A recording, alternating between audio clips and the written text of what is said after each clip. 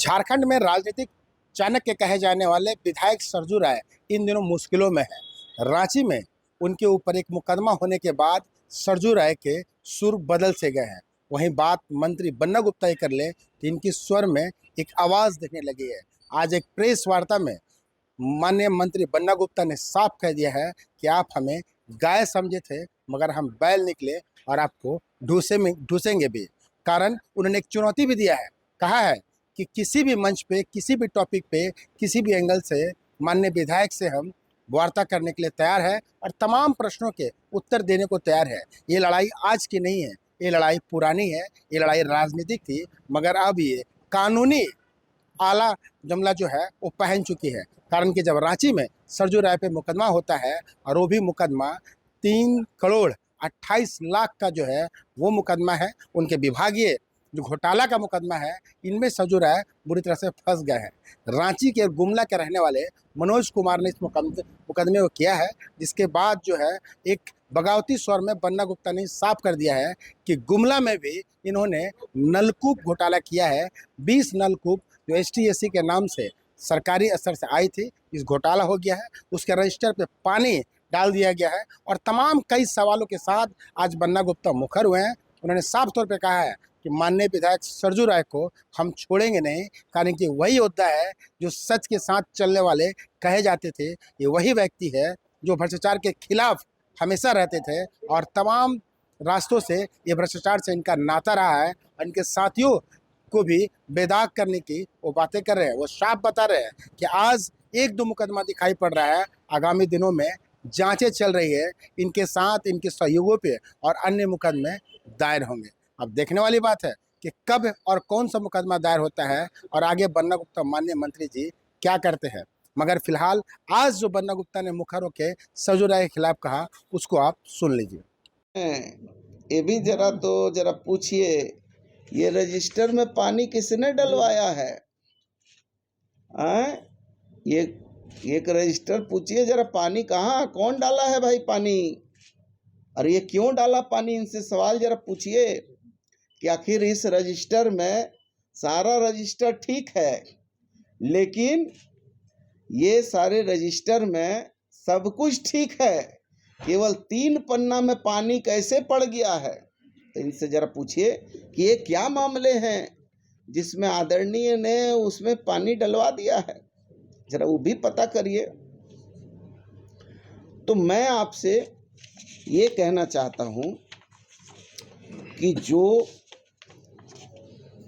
इनके विरुद्ध में जो मामला हुआ, एक मामला इनके विरुद्ध में पहले से चल रहा था, जो ये कह रहे हैं ना 5 प्राथमिकी। देखिए गुमराह कैसे करते हैं, वो प्राथमिकी नहीं थी। से पूछिए कि आहार पत्रिका, बाबा कंप्यूटर, सुनील शंकर की नियुक्ति के मामले में उनकी बेचैनी क्यों बढ़ गई है?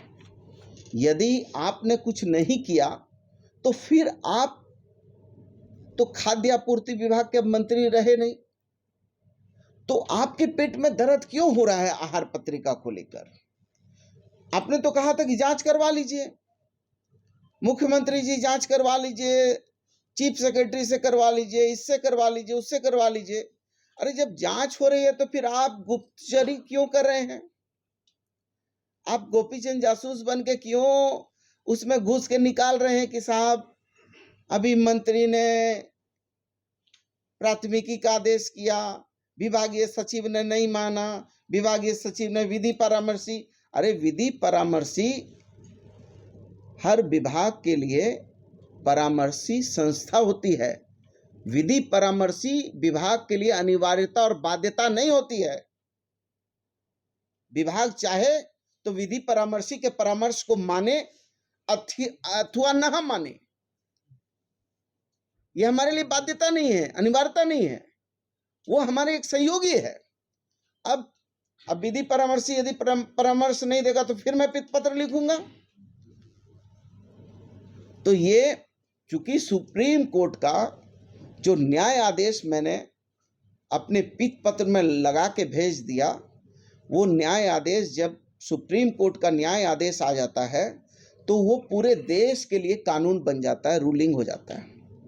अब ये बात कर रहे हैं कि साहब हमको तो मंत्रिपरिषद के संकल्प को लेकर ये बात कर रहे हैं, जबकि सुप्रीम कोर्ट का रूलिंग लागू हो जाने के बाद सारी चीजें शिथिल हो जाती हैं।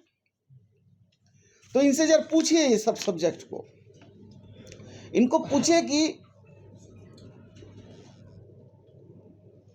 सरयू राय जी बताएं कि विभागीय सचिव ने संचिका पर क्या टिप्पणी की, संचिका का मंतव्य के लिए कहां भेजा, उनको इन सब विभागीय बातों की जानकारी किस माध्यम से प्राप्त हुई है, इनको ये बताना होगा।